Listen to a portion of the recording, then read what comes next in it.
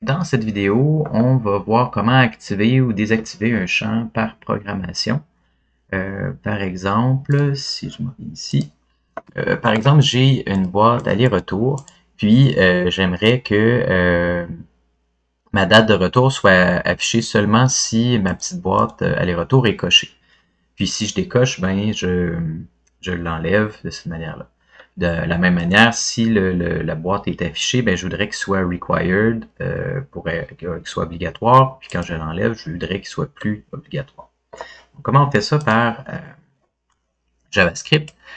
Moi, j'ai choisi pas de all, je vais mettre juste un selector. J'ai pris la peine de sélectionner uniquement le champ de retour, celui qui va être activé ou désactivé, pour que ça soit plus rapide là, dans ma sélection, pour pas avoir à resélectionner à toutes les fois qu'il y a un changement. Donc, la première chose que j'aimerais me faire, c'est une fonction qui s'appelle activer date retour. Puis, mon champ aller-retour, donc ma boîte à cocher, je vais le passer en paramètre pour vérifier si elle est cochée ou pas. Et coché est égal à... Puis on peut vérifier si c'est checked, comme ça. Puis je vais me faire un console.log de est coché. Ça, je vais pouvoir vérifier est-ce que c'est quoi le changement, est-ce que c'est coché ou pas. Donc, si tous les changements de champ, donc quand je mets mon add event listener, j'avais une fonction, puis si, je voudrais vérifier si mon champ, donc si le nom de champ, donc avec les exceptions qu'on avait fait dans les autres vidéos, il pourrait s'accumuler à cet endroit-là. Si non champ est égal à, je pense que j'ai mis aller-retour, en fait, j'ai pas mis de name, aller-retour, voilà, je pourrais avoir mon name pour ça ici. J'arrive ici, si non champ égal aller-retour, ben là, j'aimerais activer date de retour, puis je vais lui passer lui-même, je vais passer mon champ HTML. Comme ça, je vais pouvoir vérifier s'il est activé ou pas. Si j'avais d'autres boîtes à cocher, ben, je pourrais faire de la même façon. Fait que là, si j'arrive ici, si je coche, hop, j'ai fait une faute de frappe. Non champ, ici, qu'est-ce que j'ai fait? Name, checkbox, aller-retour, ouais. Qu'est-ce que j'ai fait? Non champ. Ah, j'ai fait un égal. If, j'ai oublié, ah ouais, c'est une belle condition. Donc, on n'oublie pas que les conditions, c'est 2 égales et non pas 1 égal simple. Ça va vous arriver de temps en temps. Donc, ma condition, c'est si c'est égal, égal. Et maintenant, si je coche et décoche, ben, je suis capable de savoir. En fait, là, j'ai beaucoup de console.log qui sont restés ici. Je veux juste en avoir comme ça. Super. Je voudrais savoir si c'est coché ou pas. C'est coché, c'est décoché. Voilà. Donc, si c'est coché, ben, j'aimerais que si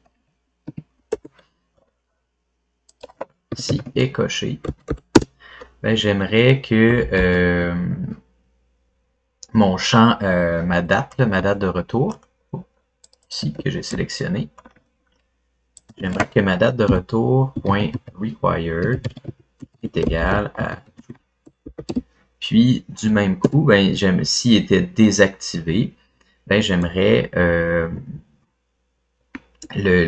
si la boîte est cochée, j'aimerais enlever mon attribut disabled s'il y en a un.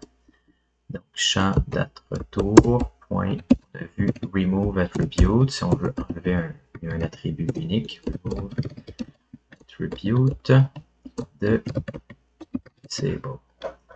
À l'inverse, si mon champ est décoché, donc il n'y aura pas d'aller-retour, ben, je voudrais faire l'inverse.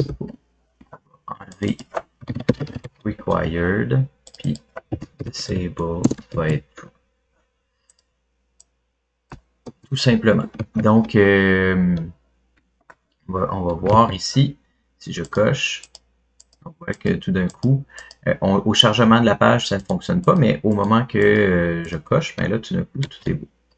Ce que je pourrais faire aussi, c'est si du moment que l'élément est disable, je pourrais vider le champ pour éviter de l'envoyer par erreur à mon formulaire. Donc, date retour, point value est égal à une chaîne vide. Comme ça, il n'y a plus de, il n'y a plus d'informations non plus. Par exemple, j'arrive ici, 11 février. Voilà, quand je le désactive, ben, ça vide le champ aussi. Donc ça, c'est une bonne pratique aussi. Puis, moi, ce que j'aimerais, ben, c'est aussi au chargement vérifier si c'est coché ou pas. Donc, je vais aller chercher ça ici. Je vais garder ce petit bout-là. Puis, du moment au chargement de ma page, j'ajoute un écouteur d'événement, mais je peux aussi formater mes éléments à cet endroit-là.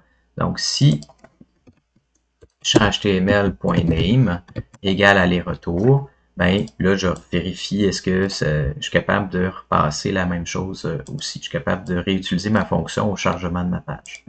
Au chargement, si tout d'un coup ma boîte est décochée, ben là, c'est désactivé. Si au chargement, ma boîte est cochée, ben là, c'est actif.